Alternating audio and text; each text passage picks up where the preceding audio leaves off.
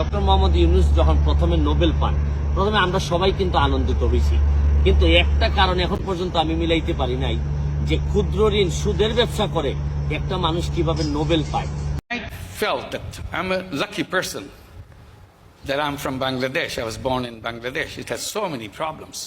বন্ধুরা, দেশ স্বাধীন করে নতুন সরকার গঠন করেছে ছাত্ররা। শপথ গ্রহণ করে সরকারের পদ হাতে তুলে নিল ডক্টর ইউনূস। অন্যদিকে দেশ ছেড়ে পালিয়ে যাওয়া ব্যারিস্টার সুমন ডক্টর ইউনূসের গোপন তথ্য ফাঁস করলো। সেই ভিডিওটি তোমাদের কাছে উপস্থাপন করব। তাছাড়া মিজানুর রহমান আজহারীকে অনেকে প্রধানমন্ত্রী হিসেবে দেখতে চেয়েছিল, কিন্তু কেন মিজানুর রহমান আজহারী প্রধানমন্ত্রী হলো না তা এই ভিডিওতে দেখানো হবে।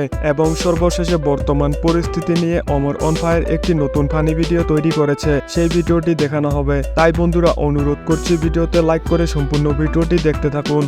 বন্ধুরা, অবশেষে হাজারো ছাত্রের প্রাণ হারিয়ে দেশ স্বাধীন করেছে ছাত্ররা। দেশ থেকে তাড়িয়ে দিয়েছে শেখ হাসিনাকে। সেই থেকে ছাত্ররা প্রধানমন্ত্রীর পদে দেখতে চেয়েছিল মিজানুর রহমান আজহারীকে, কিন্তু কেন প্রধানমন্ত্রীর পদ দেওয়া হয়েছে ডক্টর ইউনূসকে। বন্ধুরা, ছাত্ররা মিজানুর রহমান আজহারী হুজুরকে প্রধানমন্ত্রীর পদ দিতে চাইলেও তিনি নেননি, কেননা আজহারী হুজুর এসবের মধ্যে থাকতে চায় না। ডক্টর ইউনূসও প্রধানমন্ত্রী দিতে চাননি। তিনি আরো বলেন, আমার প্রধানমন্ত্রী হওয়ার যোগ্যতা নেই, আমি প্রধানমন্ত্রী হতে চাই না, আমি যেখানে আছি যেভাবে আছি ভালো আছি। তবে বন্ধুরা, ছাত্রদের অনুরোধে ডক্টর ইউনূস বিদেশ থেকে বাংলাদেশে চলে আসেন এবং শপথ গ্রহণ করে প্রধানমন্ত্রীর দায়িত্ব নেন। তিনি শপথ গ্রহণ করার সময় বলেন, আমরা এই দেশকে নিয়ে শান্তিপূর্ণভাবে থাকতে চাই এবং দেশকে নিয়ে আরো অনেক কথা বলেন। তবে বন্ধুরা, যারা অন্যায় করেছে তাদের শাস্তি হবে। করেছে তাদেরকে আইনানুগ বিচারের মাধ্যমে শীঘ্রই উপযুক্ত শাস্তি দেওয়া হবে। একই কথা দেশের সকল মন্ত্রণালয়, সংস্থা, শিক্ষা প্রতিষ্ঠান, নানা কর্মক্ষেত্রের জন্য প্রযোজ্য। সর্বত্র অপরাধীর বিচার হবে।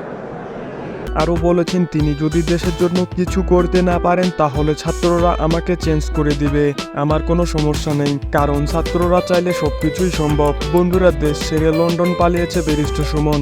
ব্যারিস্টার সুমন বলেন, ডক্টর ইউনূস নাকি সুদের ব্যবসা করে এত দূরে এসেছেন। এমনকি ডক্টর ইউনূসকে নিয়ে আরো অনেক কথা বলেন। তো চলুন আমরা একটু শুনে আসি ব্যারিস্টার সুমন কি বলল ডক্টর ইউনূসকে নিয়ে।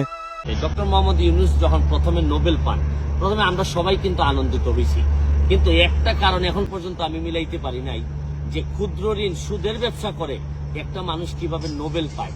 এবং আপনি আরেকটা জিনিস বাংলাদেশের বিবেচনায় আপনাদেরকে বলতে চাই, ক্ষুদ্র ঋণের ব্যবসা করে ব্যবসাতে ঋণ নিয়ে কেউ বৃহৎ হয়েছে আমার জানা নাই, অথচ ডক্টর মোহাম্মদ ইউনূসের মতো লোকরা ক্ষুদ্র ঋণের ব্যবসা করে এত বড় হয়ে গেছেন। ইউনূস সাহেব নোবেল পাওয়ার পরেই উনি এই দুই নেতা আওয়ামী লীগ বিএনপিকে বিদায় করে দিয়ে উনি গত টার্মে আপনারা জানেন উনি প্রধানমন্ত্রী হইতে চাইছিলেন।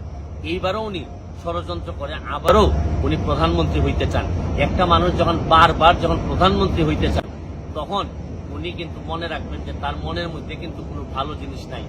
তো যাই হোক বন্ধুরা, বাংলাদেশের প্রধানমন্ত্রী শেখ হাসিনা পদত্যাগ করার পরেই ব্যারিস্টার সুমন পালিয়ে যায় লন্ডনে। আর সেই সুমন নাকি ডক্টর ইউনূসকে নিয়ে আজে বাজে কথা বলে। তো বন্ধুরা, ডক্টর ইউনূস বাংলাদেশের প্রধানমন্ত্রী হওয়ায় তোমাদের মতামত কি কমেন্ট করে জানিয়ে দাও। এবারে আসা যাক বর্তমান বাংলাদেশের ডাকাতের অবস্থা নিয়ে অমর অন ফায়ার একটি ফানি ভিডিও করেছে, দেখে আসা যাক ভিডিওটি। সারা রাতি তো না চাইলেন, বাড়িতে বউ বাচ্চা আছে, এবার আমারে বিদায় দেন। হরে, এবার তোরে বিদায় দিতে হইব। তোর অনেক মিস করমু, তুই ভালোই নাচস। নেক্সট টাইম ডাকাতি করতে এলে জাতীয় সঙ্গীতটাও শিখাই, কারণ অনেক পোলাপান জাতীয় সঙ্গীত ধরে। আর দুষ্টু কোকিল গানের নাচটাও ভালোভাবে প্র্যাকটিস করে আহিস। তোর মাঝে মধ্যে কয়েকটি স্টেপ ভুল হয়, ওই যে cook cook cook cook cook cook, তো এটা ঠিকঠাক মতো পারস না। বাদ বাকি সব ঠিকই আছিল, যা ভালোভাবে থাকিস আর ডাকাতি ঢুকাতি করিস না। ভাই আমি আপনাকে অনেক মিস করবো। আয় বুকে আয়, এখন যা। আয় খারা, নাচতে নাচতে যা।